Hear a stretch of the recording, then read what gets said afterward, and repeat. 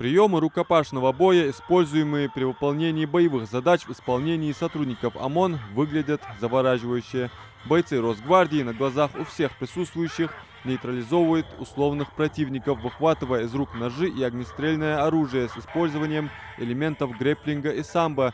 Так демонстрируют ударную технику, от которой ломаются огненные черепицы. Все это создает впечатление присутствия на съемках остросюжетного боевика.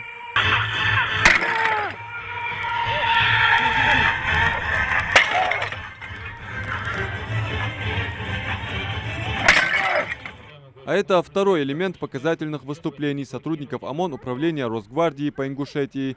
Преследование и блокирование транспортного средства, на котором передвигаются вооруженные преступники.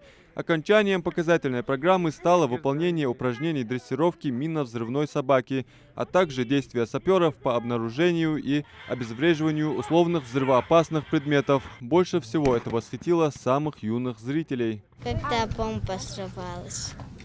Да. А тебе? Мне понравилось, когда ОМОНовцы били разламывали горящие кирпичи. Черепицы, да? А скажи, а ты смог бы сам? Не знаю. Смог. День открытых дверей в управлении Росгвардии по Республике Ингушетия – это возможность для детей познакомиться с бытом и условиями службы сотрудников ОМОН. Уже на другой площадке представлены образцы военной техники и вооружения, применяющиеся в спецподразделениях. При виде БТРа и Урала дети не могут сдержаться и забираются на машины. Внимание привлекают снайперские винтовки, автоматы, пулеметы и пистолеты различных систем. Стреляю. Стреляешь? Давай, прицелься, покажи, как ты стреляешь. Как ты целишься? Покажи.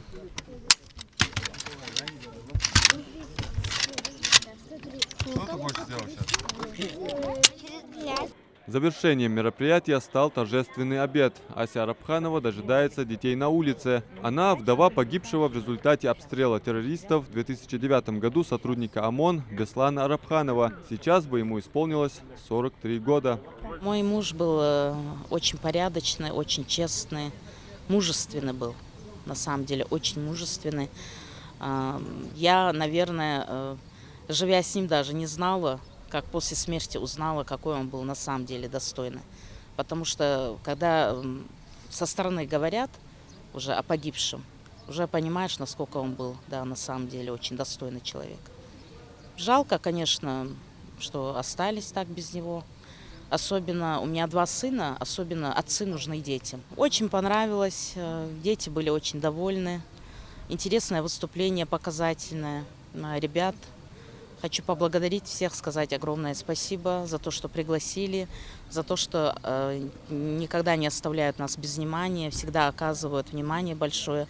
День открытых дверей – это маленький праздник, который организован с целью оказания внимания детям погибших, а также действующих сотрудников и военнослужащих Управления Росгвардии по Республике Ингушетия и приурочен к предстоящему празднованию Дню России.